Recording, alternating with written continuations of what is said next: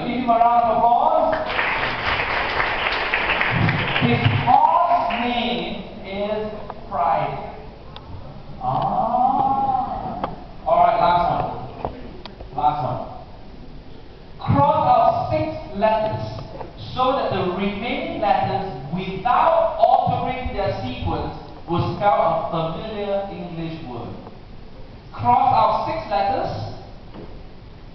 so that the remaining letters, without altering their sequence, will spell a familiar English word. What? 6 letters. Yeah, so just cross out 6 letters and tell me the word. If you have the word, shout it out. Yeah. What? 6 letters. 6, cross out 6 letters and form an English word. You cannot change the remaining alphabets. Once you look at it, you will spell a familiar English word. Banana. Very good. Who said banana? Well done. Give her a big round of applause.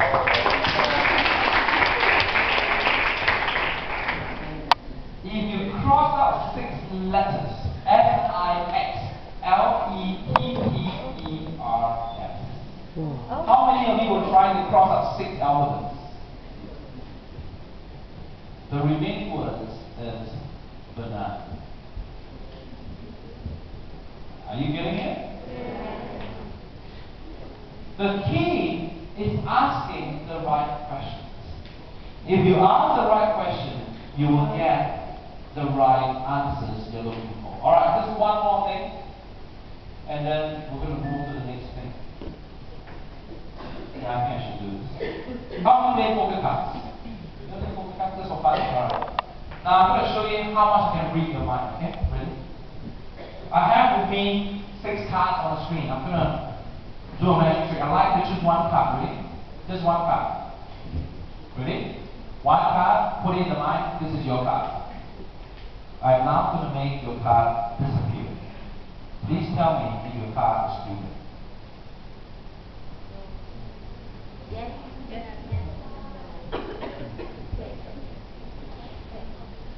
Thank you very much. My name is Martin Pan, the next day. Is your card there? Yes. Very good. How did I do it? I changed all the cards. I changed all the cards. All these cards here are not the same cards here. But if you were only focusing on the one card you choose, do you know the difference? No. No. The key to everything lies in your questions you ask. If you just focus on whatever people put in front of you, it's called sleight of hand. You get missing. Mental models. Why do I spend so much time talking about change and mental models? Because it is almost everything. The reason why we do what we do. Unless you learn to change our mental models for some things, we will never get past the life and the future that's ahead of us. What are some of the mental models that's affecting our countries? Our history, our baggage. You think about the world today in terms of peace and stability. You look at Israel and you look at Palestine. There can be no resolution if we keep holding on to the previous mental models. Take ASEAN, for example. Whether do we admit Timor-Leste into ASEAN requires a new mental model of looking at history. And if we, as young people, and can I say we? These days I must ask for permission. You did it.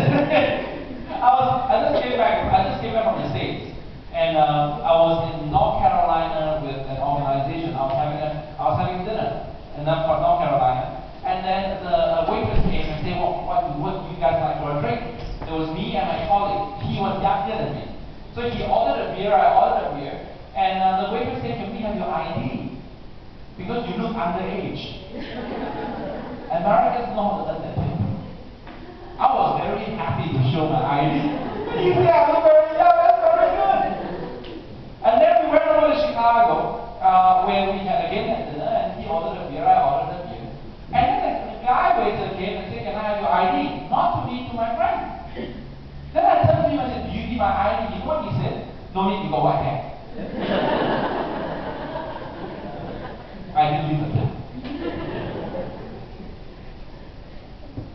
The way we see things as young people has to evolve. If we, this generation of young people, think the same way as our parents' generation and our parents' parents' generation, we are asking for trouble. If we allow our minds to be conditioned purely without asking questions, then we're asking for trouble. Listen to me carefully. I'm not asking you to start a revolution. I'm not asking you to deny history. I'm not asking you to deny what's happened in the past. I'm not asking you to do that. But I am asking you to ask the right question. Have things happened in the past? Absolutely. Absolutely. Have things happened in Singapore during the Japanese occupation? Absolutely. During the colonial times? Absolutely. I grew up in history in Singapore Cricket Club. There's a signboard that says Asians and dogs not allowed. It's part of my history.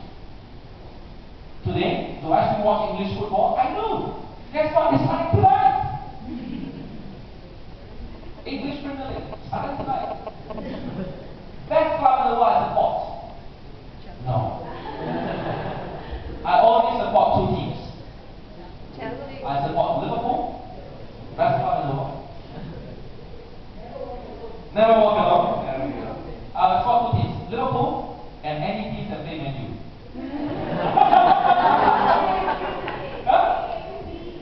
ABMU. But listen, if I allow history to dictate my mind and say that because the colonials came and occupied my country, therefore I must treat them like that because they treat us like that, you know what? We can't survive in this world. We can't. If there's anything we need to learn in our newer paradigm, is the idea of forgiveness. It's a concept that we don't teach very much in politics. Because you know why? It loses votes. The best way for a politician to win votes is to stir up nationalism. Best way. Can I say this? Best way. It's almost a trick that works generation after generation after generation, and they're seeing that in Egypt, we're seeing that in Japan. For Shinzo Abe to shore up power, what does he have to do? Shore up nationalism. It's worrying. I was listening to BBC just yesterday. They were playing on the radio a 14-year-old girl. Listen to this carefully. A 14-year-old Japanese girl in a remote part of Japan was shouting anti-Korean slogans to the tune of "We should kill all the Koreans." 14 years old. Why? Because there's a rise in nationalism in Japan. Is it wrong? No. But if we have a rise of nationalism without the understanding of forgiveness, without the understanding of history, we are dead. And we can do that as leaders. And can I say this? Leaders will do that to shore up power. But they will only succeed if we stop thinking. Does it make sense? If we allow ourselves to be swayed by whatever they put out and we go with it, then we're not using our mind to critically ask ourselves the question. Now, I will be perfectly okay if one day you come to me and you say, Martin, I'm taking to the street with the government on this issue because I have thought it through. I'll be perfectly fine. But let's not one day go to the streets just because someone else says so. Is this okay? Can I say it this way? Is that alright? I spent the last 10 years of my life working in Halogen, talking to young people precisely of this reason. Because I have seen in history revolutions, demonstrations in Indonesia, walking on the streets, marching on the streets, all university students. But if the news media ask them, why do you march for? They will shout the same slogan. But if the news people ask them one more layer, they have no idea what they're fighting about. But you are the next generation of leaders. If you do the same, then we're in trouble. I was in Afghanistan 2 years back. I was in Kabul. One of the scariest experiences ever. Flying there. When I'm there, it's very safe. I I've learned one thing in my travels to Kabul: never trust CNN. Never trust the news. You know what? They show you all this cannon and everything. Everything they show you thunder, which is really quite scary. But Kabul, I walked across the street to buy bread. My American friends think I'm crazy. The only time I felt really unsafe was the American convoy that went past. Right? Not because the Americans were bad, no. It's just that because at that point of time, the Taliban were very targeted in their attacks.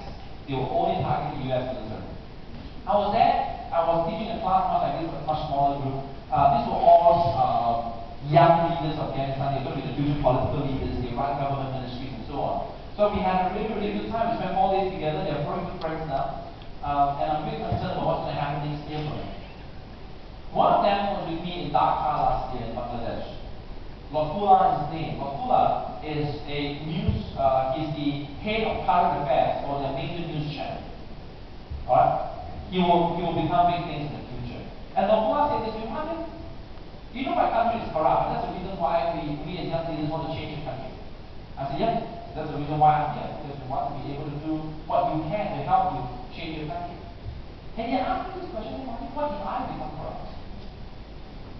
And when I become the leader of my country and I become the state and I become corrupt, what I said to him? I said, Lotfullah, if you become corrupt, I have failed. See what I said? Then I don't care who you are, I'm going to come to Kabul and kick your ass.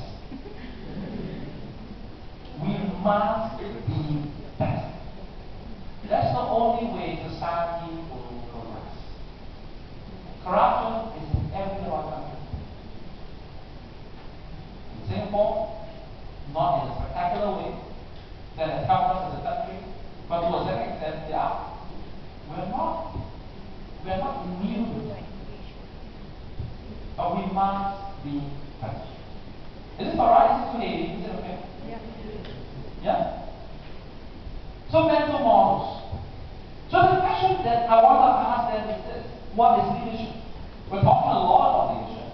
So what is leadership? What is leadership at the end of the day? Is it something that someone has? Is it someone? What is it? What is leadership in your opinion? Come on, shut up, you. Let's get it going. Just for a bit of time. Come on, shut up. What do you think leadership is? Let's shut up, don't worry. I think leadership is something that in you, you just need to pull it out, and somebody needs to help you. Okay, so some leadership is something innate. You need somebody to pull it up for you, right? Very good. Anyone else? Come on. Don't be shy. When you have leadership, it means that you have ability. Okay, you have leadership, you have abilities. Very good. Alright. Abilities is innate in you. What else? Come on. Leadership is about knowing people and knowing them to the point that you can let them become the best that they are. Okay, so relationship, you need to know people and help them be successful. Very good. What else?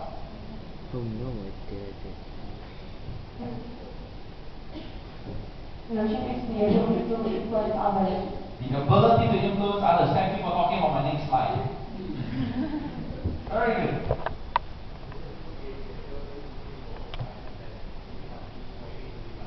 Very good. Leadership is the ability to see both sides of the equation. Very good.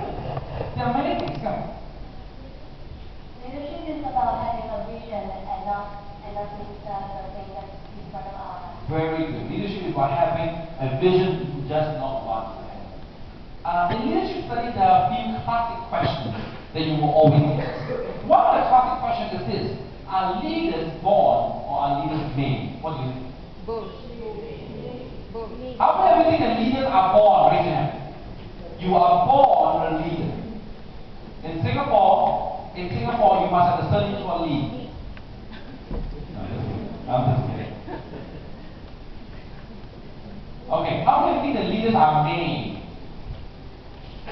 Okay, how many of you think that leaders are both born and made? Okay, you can all be Singaporeans, right? We want the best of both worlds. Can I give you the answer to this classic question? Yes. The answer is all leaders are born. All. Students are born too, doctors are born too. All leaders are born. Who's up?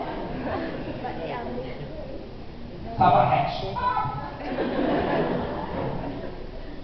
But this is what I believe, and this is what we believe.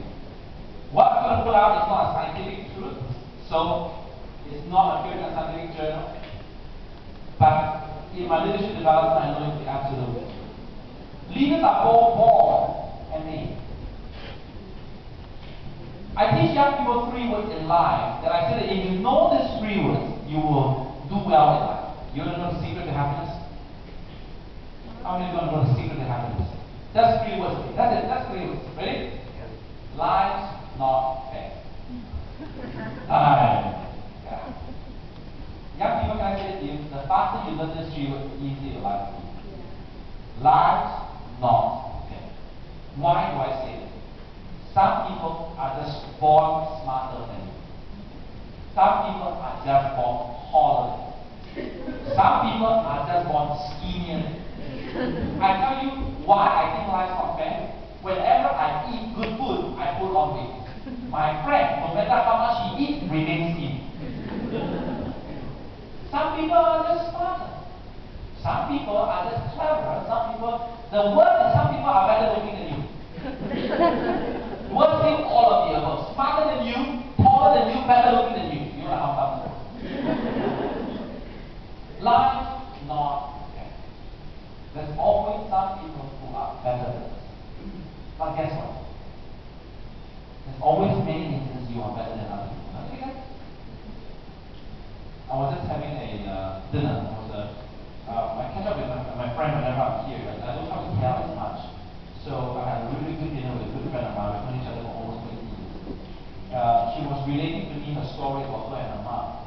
It was quite sad because her mom went into a mental illness. And she was the primary caregiver. So for 1 year she quit her job to take care of her mom. And she was sharing with me how she herself entered depression. And how she realized that was that one day she woke up and no matter how salty the food was, she just said it wasn't salty enough. Then she realized that hey, something's not right. There was a boy that tells her, remember her friend who had depression. So she started Googling Mayo Clinic depression symptoms. And then she looked through all the symptoms, she had every checkbox. Then she realized, oh no, she went into depression. While all these things were happening, she was taking care of her mom. A very good friend was diagnosed with stage 3 cancer. And her friend asked her, can I stay with you? Now this is her mom, who is going through a mental illness, who is going through deep, deep depression, her mom. Now, she herself is going through depression. And then her friend, who is a very good friend with stage 3 cancer, came to stay with her. Now, the problem with stage 3 cancer is that you have to go through chemotherapy. So she was sharing with me that for that few weeks, it was horrendous at home. Because of depressed mom, she herself was depressed. But her friend was vomiting every single night because of the chemotherapy. You know what happened? Her mom, who was in depression, saw her friend who was so miserable. Guess what? Guess what happened? She got killed. She snapped out of it because she realized, you know what? She is not the most pitiful person in the world. There was someone else worse than her. Today, her mom is almost fully recovered. She goes out on her own and so on. She's in a much better place. Because she realized there's someone worse than her. Life's not fair. The faster you understand that, the better. Same thing with leadership. There are some people who are born with an innate ability to be leaders. We all know friends like that. You see the person who also must be a leader in that, right? But what is it? It's not just because the person is good looking. But maybe the person has something that we cannot teach called charisma. I have done leadership development for the last 10, 14 years. One thing I cannot teach is charisma. Either you have it or you don't. Who do I think has the best charisma that I've ever personally witnessed? Bill Clinton. I saw him live, speaking, talking to people, shaking people's hands. I left the meeting knowing one thing, that he can escape impeachment for Monica Lewinsky's situation because of his charisma.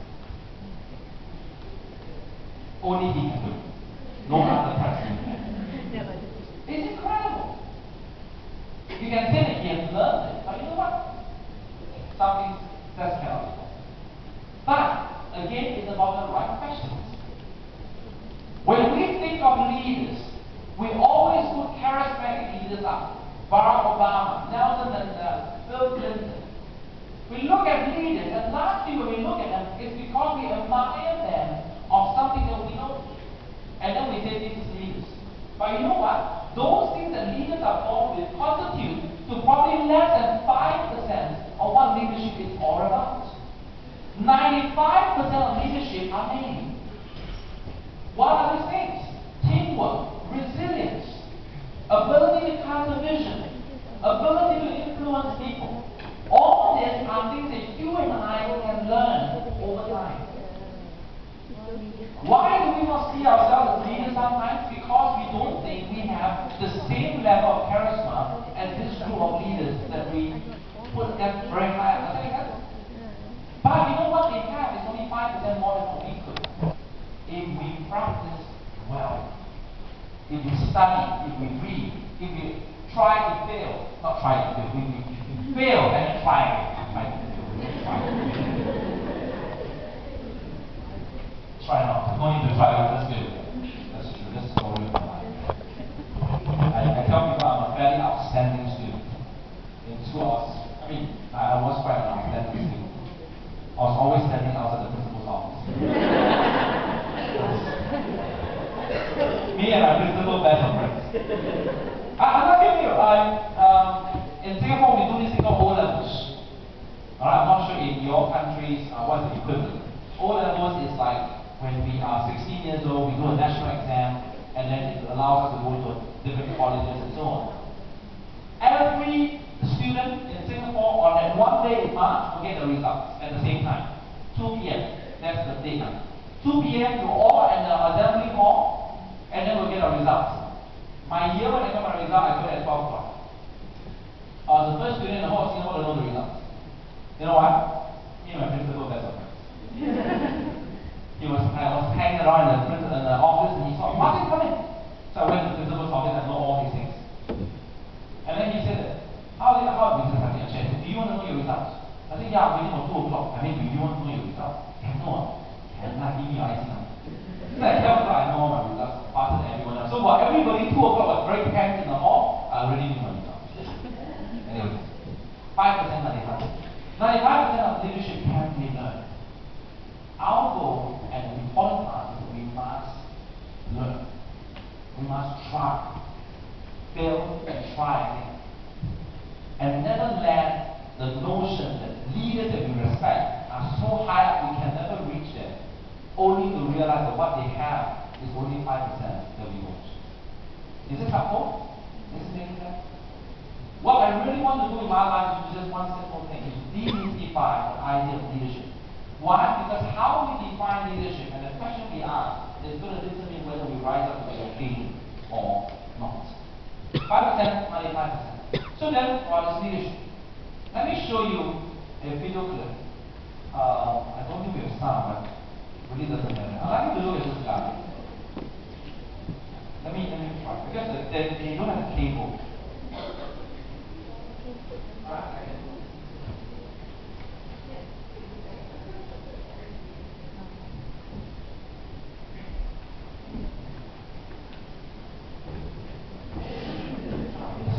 Oh, they have put in the sound view. I think it's there. Oh, the cable is here.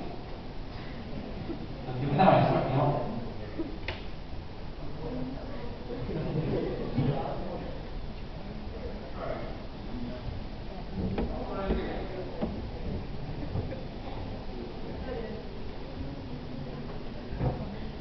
Have a look at this.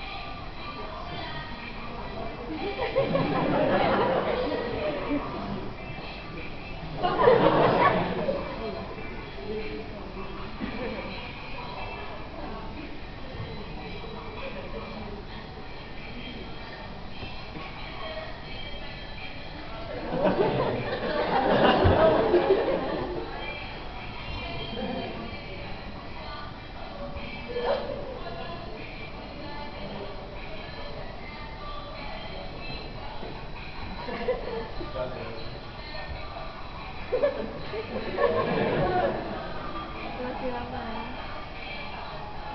Lagu ketiga.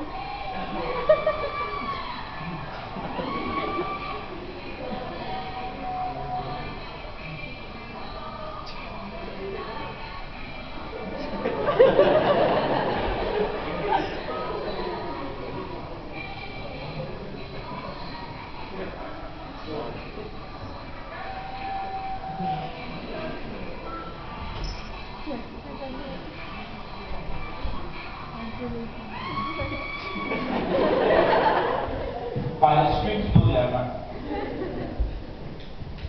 Now, let's talk a little bit about the video. Did you enjoy it? It's a music festival. And I'm going to cut the sound now. And I'm going to show you one more time. I'm going to take this through it, okay? Here we go.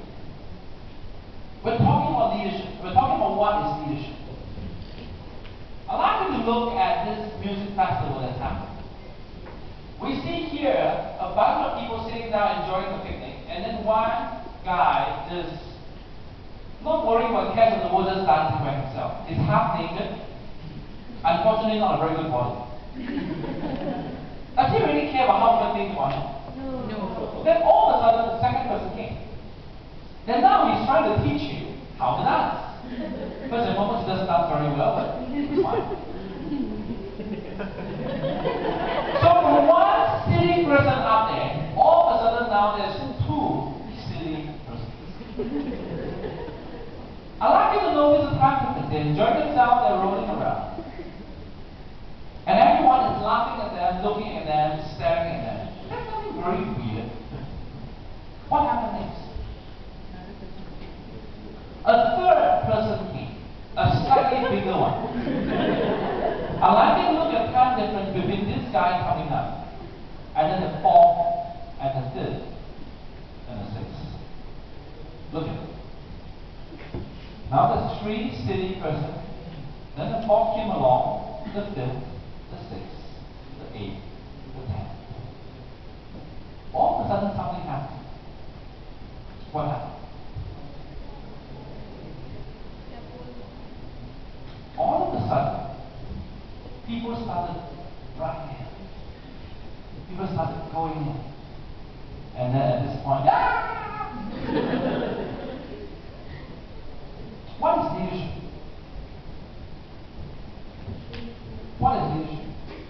Do you think the first guy who was there had a name tag that says official dance instructor? What do you think? No. Do you think he was there in any official position at all? He was just a regular guy wanting to do the one thing he's passionate about, which was to dance. And then he does it well enough for people to say, you know what? I'll join you no matter how silly it looks. So you got two silly persons, the three silly persons. Then now all of a sudden at the end of this clip which you are seeing now, who do you think are the silly ones? The ones that are sitting down. The power of leadership has the ability to change what was to people a silly thing to do, turn it on its head after a while, and it becomes the people that were sitting down becoming silly. And all it takes was one person without position or without titles. No plan, no agenda, doing what he is passionate about. What is leadership? Leadership at the end of the day is influence. If you have the ability to influence someone else, you are a leader. And it does not mean whether you have a position or title or not. We say this in this organization. Leadership is not simply about people in positions of power, but about people in positions of influence. I have the privilege in my life to be on different committee, board, and council. I share with you a little bit. I have learned one important truth, and I'm glad I learned it young. There are many chairmen that I have worked with who have no influence. I have been in teams where the team members are far more influential than the chairman. And very early on in life, I learned this one thing. I rather not be a person of influence, then be a person of position. In Boston, near Harvard Square, where Harvard University is, there's a restaurant that serves burgers. It's been there for ages. Every student will go there, and they have a menu. And every of the items is named after the president of America. For the different items, every one of them. So they have a Barack Obama burger, and they have Roosevelt, and so on. But every one of them has a different name. George W. Bush, which is the previous president. You know what's the title of his burger? It's called a lame duck. But Boston is a liberal place. It's called a lame duck. Sometimes you can be the most powerful man in the place, but if you don't have influence, it amounts to almost nothing. That guy, or you just see, has zero position. But yet, over time, he exerted so much influence to bring and rally people together. Together to do something they all enjoy. How about you? How about you as young people? What are some of the things that you are passionate about? That maybe you tell yourself, you know what, I'm only a young person, I can't change things. You know what, I'm not the president, I'm not the chairman, I'm not the vice chairman, I can't do anything. If you ever have that in your mind, can I say that that's a mental model? Does that make sense? And maybe because you're conditioned that way. I run an activity at home in Singapore with young people called mirror name. I won't do that here, I don't think we'll have enough time, we're going to have to go for a break. I ask young people to look in front of a mirror. And we all look in front of a mirror. You know one thing about mirrors? The mirrors talk back to us. I am not sure what your experience, but my mirror always talks back to me. Sometimes when I look in the mirror says, how great thou art. Oh, you're good looking. Sometimes. Not very often, but sometimes. But you know what? Sometimes the mirror says this to me. You look fat. Your hair is a mess. I'm not sure about you, but I have those experiences. And I know many people do. Our mirror talks back to us. And guess what? Sometimes when you look in the mirror and the mirror says things that you have heard all your life, you are not good enough. You are not able. You want to change the world for you can't change your name. These are labels you and I grew up. I say this very openly because we live in an Asian society. And especially in Asian society, where our parents brought us up. We are brought up with a very different parenting style. We are brought up with words that stay with us all our lives. And it has conditioned our mind to think maybe we're just not good enough. Maybe my goal is just this village I'm in, or this town I'm in.